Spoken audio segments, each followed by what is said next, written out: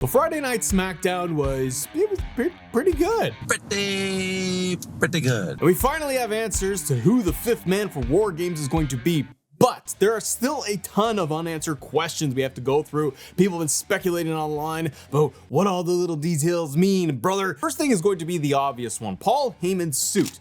I thought that this stood out like a sore thumb, and it's got to be pointing towards something specific. Paul Heyman always does things on purpose. Nothing is going to be by accident here. Paul Heyman would always come out in his traditional full-out suit looking like $1,000,000, especially whenever he was with the Bloodline. Now, one of the interesting little details from Paul Heyman previously over the last year is anytime in character the stress, the anxiety would get bigger and bigger, and Paul Heyman was dealing with more and more. If you look at him, he would always have a little 5 o'clock shadow. He would always look just broken down. His beard would start coming in. His eyes were always bloodshot. And then when Roman Reigns would come back and things would kind of normalize or get back on track, he would be cleaned up. He looked well rested and he was all good. So everything by Paul Heyman is by design. On Friday Night Smackdown, when Paul Heyman made his return, he wasn't wearing the normal suit. He had the black suit jacket, red shirt underneath, and he had the little red pocket square. Now everyone is obviously pointing at the fact that Paul Heyman dressed like basically identical to Solo Sikoa. So what does this mean? It can mean many things.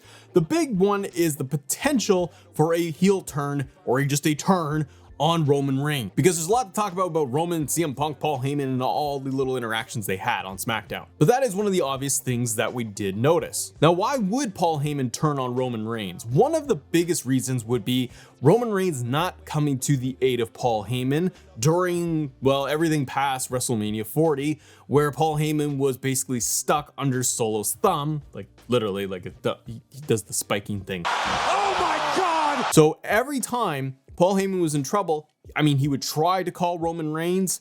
Solo would take the phone, put it away. Paul Heyman never seemingly got the chance to contact Roman Reigns. But at the same time, Roman never came to his aid. And earlier on in the year, when you had Paul Heyman and Jimmy left in that bloodline, in that new bloodline, Jimmy got taken out, no Roman Reigns. Paul Heyman got taken out, no Roman Reigns. Not until SummerSlam when Roman made his return. But yet, still no Paul Heyman for a long time. And some of the motivating factors for Paul Heyman to turn on Roman Reigns could be that Roman never came to his aid. He's been his wise man for years. And so some of that trust could be broken. And as we always know, Paul Heyman is usually 2 steps ahead of everybody. The other reason why Paul Heyman could be mad at Roman Reigns, like everybody else, he did agree to tag with Cody Rhodes. Now, there's respect between Paul Heyman and Cody. We know that for the last several years while Cody's trying to finish his story, but it could rub Paul Heyman the wrong way that Roman Reigns agreed to team up with Cody Rhodes, the man he fought for so long and lost the belt to. And so Paul Heyman comes out and he brings out his original Paul Heyman guy, his original advocate, his best buddy, CM Punk. Now, Punk's story in all of this maybe is a little bit more clean cut. Maybe. Paul Heyman being anxious to bring up Punk does a couple of things. It creates more tension and friction between Heyman, Roman, and Punk. It creates kind of the obvious tension and probably setting up the match between Punk and Seth Rollins for WrestleMania. But Paul Heyman as a character, always being a couple of steps ahead of everybody, knowing how to manipulate the situations, Paul Heyman would know that bringing in CM Punk is going to rub Roman Reigns the wrong way. And look back at SmackDown earlier when they're talking about who could they bring in as the fifth man, and they're throwing names out there. They mentioned Cody Rhodes. Roman shuts it down. They mentioned Seth Rollins. Roman shuts that down. So as Paul Heyman decides that CM Punk is going to be the fifth man, it clearly doesn't sit well with Roman Reigns. Now look at the different elements in that scene and look at it closely. Roman Reigns and CM Punk talking off mic, and Roman Reigns basically mouthing, "Why are you here? What are you doing here?" And Punk responding with, "I'm here for him, for Paul Heyman." And they cut very discreetly and quickly to Roman Reigns saying, "He's my wise man," or "That's my wise man." And Punk saying, "It's not about me and you, it's about him." Now the rest of the bloodline, Jimmy, Jay, and Sammy, pretty okay with it. They're happy to see Paul Heyman back, but you can tell that it's not going to sit well with Roman Reigns. Now, there was bonus clips of what happened after SmackDown went off the air, because they went long, I guess. And you could see CM Punk, Roman Reigns, everyone standing in the ring, and Paul Heyman on the apron. Now, it could just be nothing because they were off the air, but Paul Heyman did stand on the apron, and he turned and he winked at Jimmy Uso. Now, this could lead to the possibility that Jimmy Uso is the one that contacted Paul Heyman, because Jimmy was the one originally for the last month or so trying to get everybody on the same page for War Games. Jimmy has been trying to make amends, and Roman has kind of been shutting him down left and right. Now, Jimmy was not okay with Sami Zayn at first, didn't trust him. That seems to all be okay now. But it's possible that Jimmy is the one to reach out to Paul Heyman, because I go back and I say the last two people in the bloodline when Solo took over was Jimmy and Paul Heyman. Now, there's another detail that stood out, and it's a YouTube short. It's a clip that they uploaded to social for after the show. Paul Heyman exits the ring. He hugs Jimmy and Jay. They're all happy. The wise man is back. CM Punk exits the ring, kind of speeds up his walk, and he ends up exiting with Paul Heyman. Paul Heyman does not walk out with Roman Reigns, nor does he wait for him. Paul Heyman basically gives Roman Reigns the cold shoulder, and if you look closely, and WWE loves the details with the bloodline, Roman stays in character the whole time as he goes up the ramp, looking kind of just confused, perplexed as to what's going on. What is happening? This isn't right. Something is off. Everyone else is cool. Everyone else is happy. Punk is just doing what he needs to do for his friend Paul Heyman,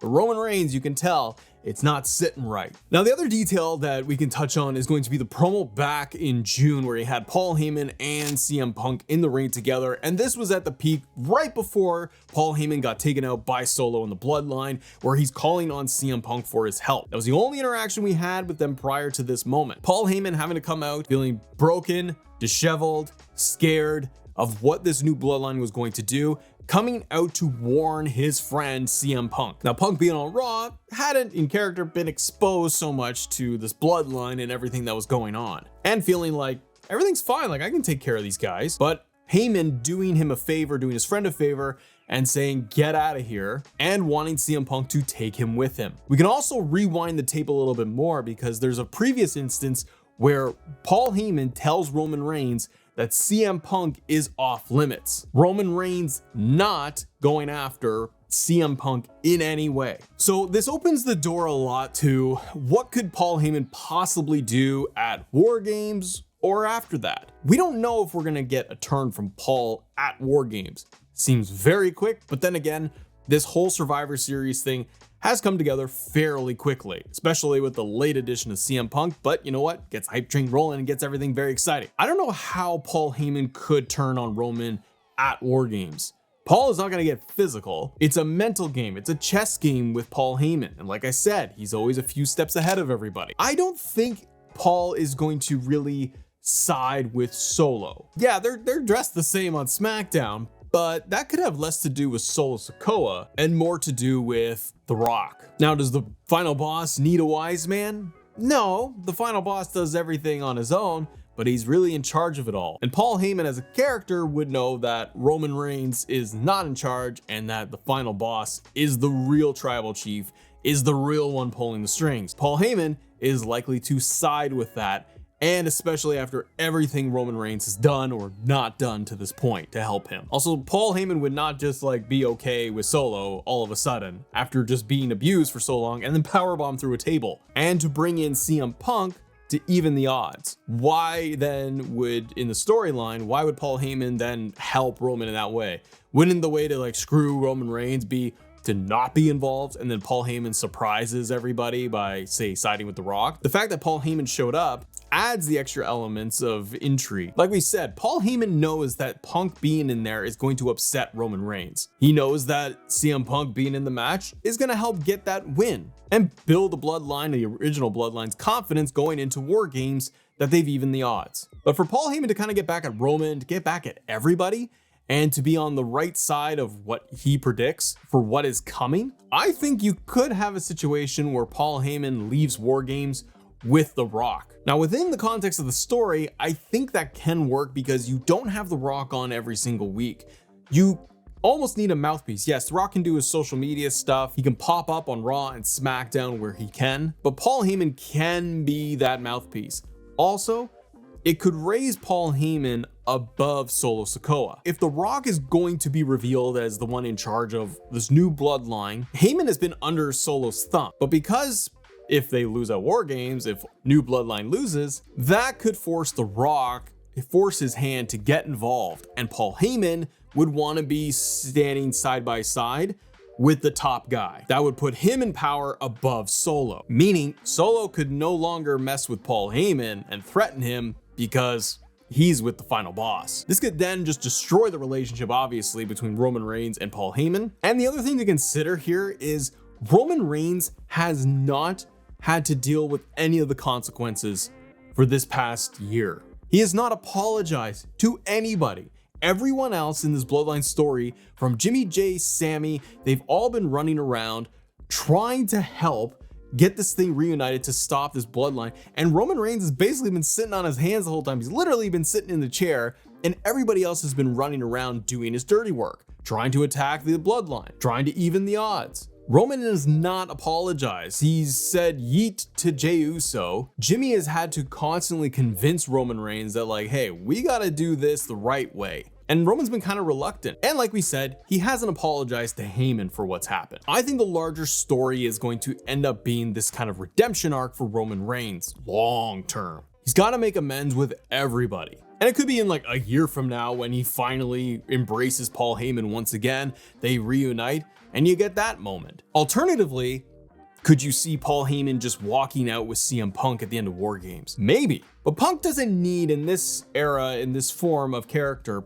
CM Punk doesn't need Paul Heyman. And the story for Punk really does feel like it's going to be Seth Rollins, and Seth being mad that CM Punk went ahead and sided with Roman Reigns after everything Roman had done to all of WWE. I think by Paul Heyman doing this, it can also give WWE the chance to play with a lot of moving pieces surrounding The Rock. At last year's WrestleMania, it all seemed to come together very quickly and last minute that The Rock was available for WrestleMania 40, and they had to pivot and change things up. And that's according to Triple H and everything they've documented from WWE. Knowing that The Rock could be available, not be available, and just have to show up and say, hey, I can do WrestleMania 41. I think this year, you're getting a lot of seeds planted so WWE can have a lot of moving pieces available in case The Rock can or cannot be there. And those moving pieces are Punk Rollins, Punk Roman Reigns, Cody Rhodes, you can bring back into the bloodline conversation,